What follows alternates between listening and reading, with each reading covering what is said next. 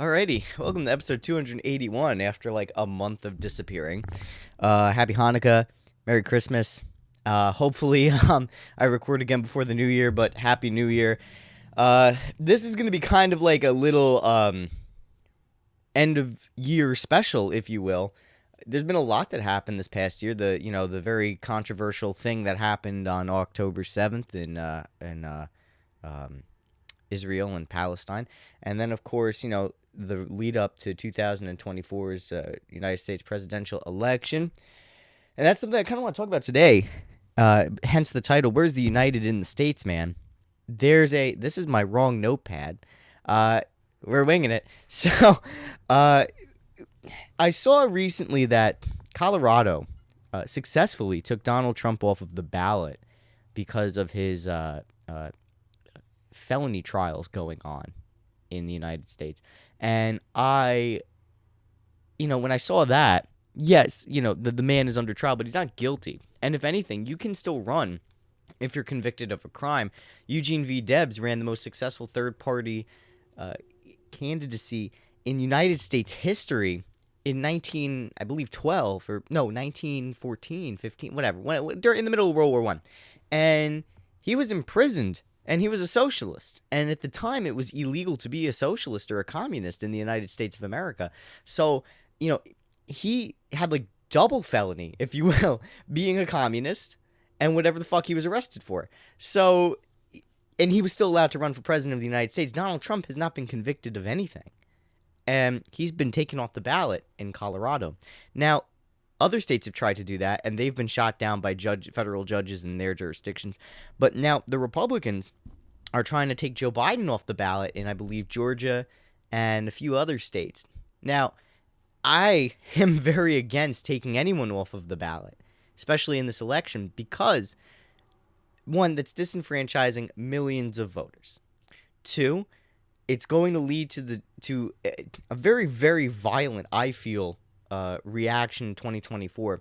If all the blue states take off Donald Trump and all the red states take off Joe Biden, that's essentially, a step or two before a civil war or an IRA like of insurgency that we saw in the 1980s and again in the 1920s. So, it's not going to be as clean either as the Civil War in 1861. It's going to be kind of like how it was in the IRA or in Syria, where there's multiple different factions, and it's going to be a bloodbath, and it's going to be very unstable, and the American people don't need that. We don't need that. If we allow, and here's the thing, felons are allowed to run for president, especially if they're in prison. There have been multiple political prisoners that have ran from their own jail cells, and like Leonard Peltier, he ran in the 2020, and then he got replaced by someone else. But he ran for the Party of Socialism and Liberation in 2020, and then years before that for the Party of Socialism and Liberation in the presidential election. And he's a felon, but he was allowed to be a candidate. Now, in some states, he appeared on the ballot.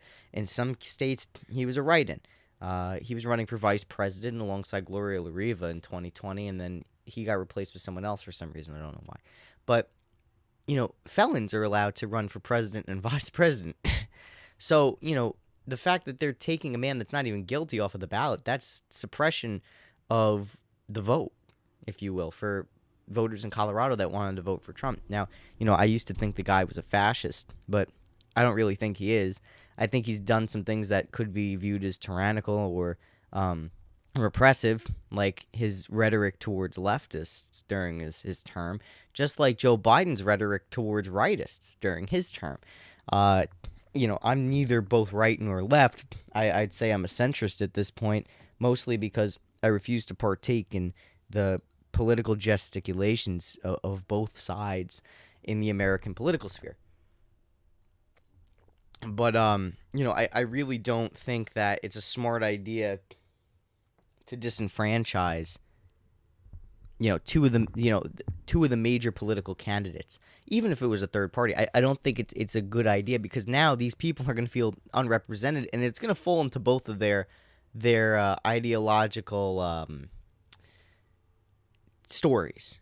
If Trump is removed from the ballot, Republicans are going to say, oh, this is proof that Biden is a fascist and a tyrant, and we must restore liberty and fight again against this great tyranny of socialism. And then if Biden's removed from the ballot, the left is going to say, see, I told you that the Republicans are fascists. We have to resist them. We have to get to the streets. We have to go on strike. We have to bear arms to get rid of this tyrannical fascist Nazi. And it's going to be no good for anyone. It's going to be no good for anyone, especially if this becomes a national trend. Right now, it was something weird that happened in Colorado and got stopped in a couple of other states. So, people in Colorado are going to get pretty bent, and it's probably going to get, overturned because no other states are really seriously joining in their effort. And let's hope it stays that way. But, and the reason a lot of Americans, and this is the sad part, I've been seeing a lot of articles getting pushed, and even movies, and I'm going to get into that in a second, pushing the idea of a civil war, or in the event of apocalypse, roving bands of militias and not a united, cohesive front. So, and, there's two movies that came out. One was an apocalyptic movie made by the Obamas, actually, and then another one called Civil War. That first movie, the name of it's slipping my mind. It actually came out in the beginning of December. And basically it's about the internet failing globally, and people, there's an apocalypse going on as well, and people trying to grapple with the fact that there's no internet anymore and trying to survive and stuff like that. And it just shows, roving bands of people trying to survive and fighting each other. And then, of course, The Walking Dead, similar, roving bands of people fighting each other trying to survive. And then you, of course, get Civil War, which is a movie coming out, I believe, in April of 2024, where it shows America is split into two factions. There's America, and then like a reincarnation of the South, like the Confederacy. I think it's called the Florida Panhandle Movement or something. Texas and California, all seceded from the United States and are waging war against United States proper. And all the movies that show something terrible happening in the United States, all borders on disunity, non-cooperation, selfishness. It doesn't focus on being united around saving the country, bringing order to disordered lands. Like in The Walking Dead, it celebrates anti-government forces, destroying the world and everything, up until I think like the last season or two, where the Commonwealth is formed, and then it's like the remnants of the United States, and the Commonwealth is like uniting the world under one world government to destroy the zombie disease. And even that one world government, I mean, that's also something that the United States typically in its founding never really wanted to be a part of. So a lot of our ideology and our existence as a country is spat in the face in a lot of these movies, where it's almost the default is to abandon America in the sense of a catastrophe. That's like the social conditioning pushed by movies, television, and comic books when there is an apocalypse. It's never a united front. I mean, even during COVID, people were panicking. They were pushing their neighbors out of line. They were doing things that were hyper individualistic, like buying up random houses in the woods and then just moving there, bringing their disease with them without testing, buying up all the toilet paper and then reselling it to people, buying up medical equipment and then reselling it, selling COVID tests that were given out for free, looting stores and then reselling it. There was no mutual aid. You understand? There was no, hey, let's try to help ourselves out and our neighbors out and really bring some order to the chaos for the good of our community and our country. There was none of that. And I blame a lot of the movies and video games that support, the small band of survivors against everyone else mentality. And I feel like that is the reason COVID was so insane, is because everyone felt like they were a small band trying to survive, especially in the early days. A lot of people had knives. A lot of people assaulted workers that were trying to enforce mask mandates, whether you agree with them or not. In hindsight, I'm not really a fan of them, but you shouldn't try to throw an axe at a Walmart greeter, which actually did happen when I went to school at Oneonta. I went to the Walmart there, and my favorite Walmart greeter had a guy bring an axe in and threaten her, and the state police wouldn't come in and do anything. So, a lot of really dumb things happen during the pandemic that probably wouldn't have happened if people came together and, were conditioned to say, okay, the country's in crisis, let's all band together and save the country, which is something that happened. Like, if you look at The Blob, right? Now, The Blob was a movie that came out in the 50s during the Cold War. It was a euphemism for communism attacking the world and spreading the world.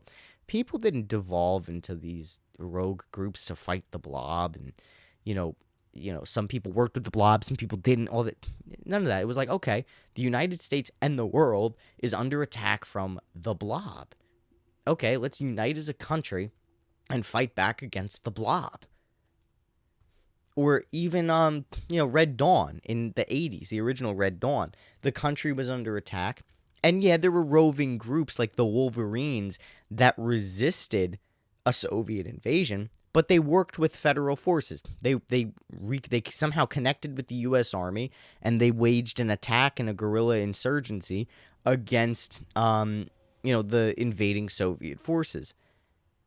Even in the 80s, a more modern and contemporary time, there was still, apocalyptic scenarios or devastating scenarios to the country where people banded together for the good of the country and fought and protected the United States from threats foreign and domestic. We don't have that anymore in the post 9/11 era. Now, a lot of the stuff that's purported is America's collapsing. It's just us, our friends, and our family. Let's go out there and create our own thing because the government's of no help.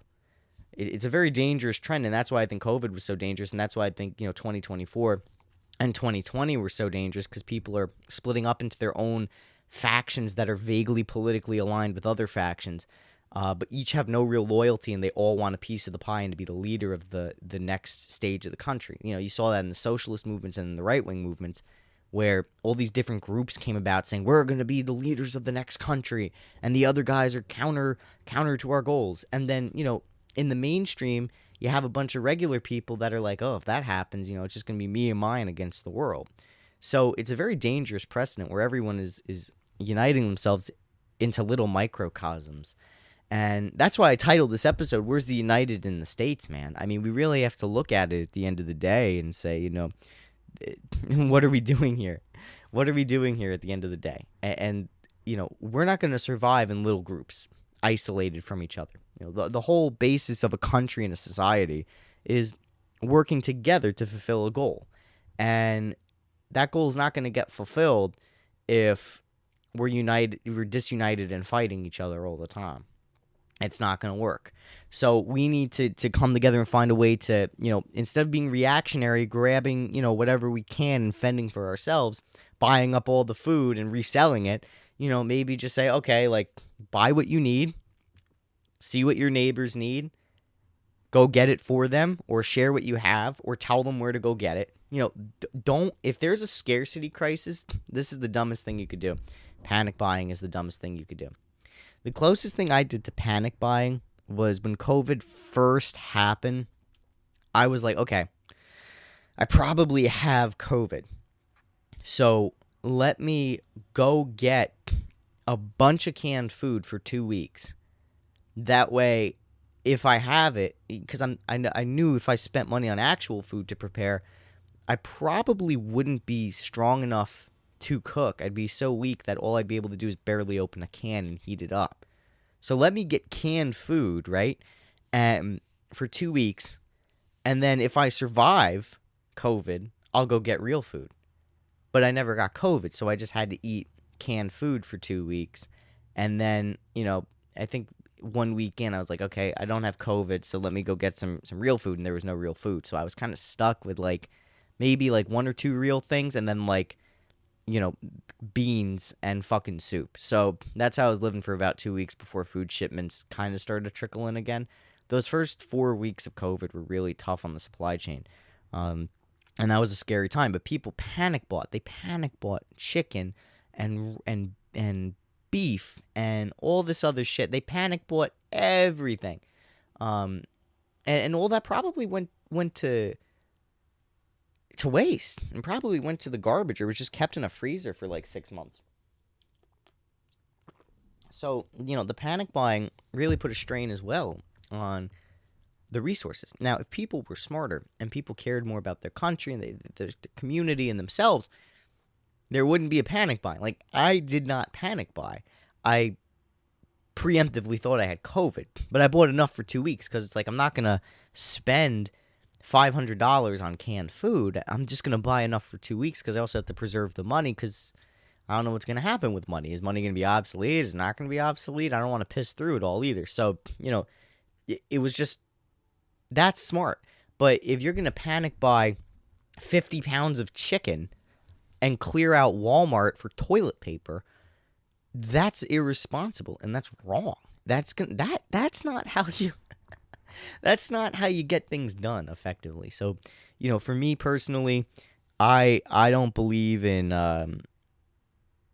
panic buying. I think that if people just bought what they needed and asked their neighbors what they needed, I think COVID supply problem wouldn't have been as bad as it was. And I blame the movies and the television shows and the video games that say that, celebrate a disjointed small band of survivors as opposed to a united communal effort to resist a problem. I think The Walking Dead would have been so much cooler if it focused on uniting the country against, zombies instead of like a small band of survivors trying to survive. I think also, a movie called Civil War coming out right before the presidential elections that are going to be very contentious already, as they were in 2020. I think that's grossly irresponsible. I think that it's wrong. And I think that even a movie that like the one that the Obamas made, like in the beginning of December that I was telling you about the world ending due to technology and all that, I think that was also a really poorly timed piece to come out right before the second most contentious election in American history. And, a lot of people in 2020 thought that election was going to be the end of democracy in 2020. With the way 2024 is, I'm a little nervous because they're trying to take people off the ballot now. I think Civil War was grossly inappropriate unless it was a united effort against, where it showed like, oh, we're fighting against extremism, and the country led by regular people is going to defeat both right and left extremism, and we'll have a great country again. Maybe that's fine. Maybe that would be okay. But still, the fact that a movie about civil violence in the United States in a major election year, maybe with April, May, June, July, August, November, 7 months before the election, that's not really responsible. If it was 2 years before, maybe right after midterms it came out, all right, that's fine. You can't really be that. But now it's going to be politically charged.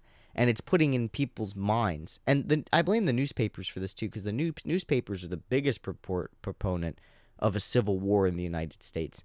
Putting the idea of a civil conflict in the mind of Americans, especially before a major election, is irresponsible. It's going to promote more violence. It's going to get people paranoid and afraid. People react negatively when fear is pushed on them. And I think putting that on the big screen, as well as in newspapers and eventually Netflix, I think that's going to be very dangerous for our country's sanity, safety, and future prosperity. Fear is not going to do anything for anyone. If it was, again, like promoting a united front, that would be fine, preferably in February 2024, not January. And definitely not in April 2024 before the polls come out. So overall, I think that the main message here is that, these pieces of media that promote division, be it right or left, is grossly inappropriate, and it's going to do nothing to serve the people of this country or our domestic or foreign policy objectives. I mean, if everything that's coming out of America from major outlets and sources is just based on division, hatred, failure, what does that say to our adversaries? I mean, we're going to be at war with China with the way things are going by 2024 or 2025, maybe 2027. And then we have this clusterfuck going on in the Middle East where we're constantly getting attacked in Iraq by Iranian-aligned militias. We have Hezbollah, threatening America. We have Hamas that declared global jihad against the Western world, really the non-Muslim world. So why are we, why are we pushing this division narrative? I don't think a civil war is a good idea at all in the middle of all this, because now you're going to have all these foreign actors that are going to start supporting different sides in this conflict and then creating their own factions. It'll be like Syria, where there was like 5 different factions in the Syrian civil war, and they have like a tenth of our population.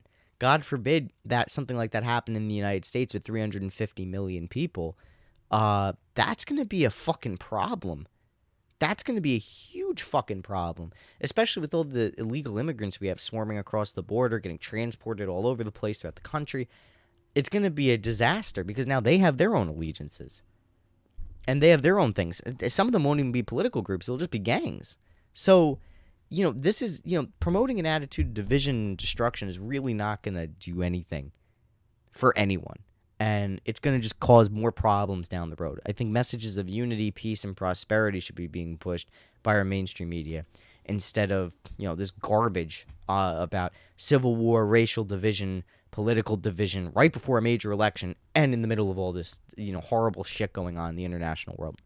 So anyway, love your neighbor. Don't beef with people over stupid things you have no control over, and don't hog all the toilet paper. Anyway, that was episode 281, Backpacking America. Thank you again for listening. Sorry for the long hiatus.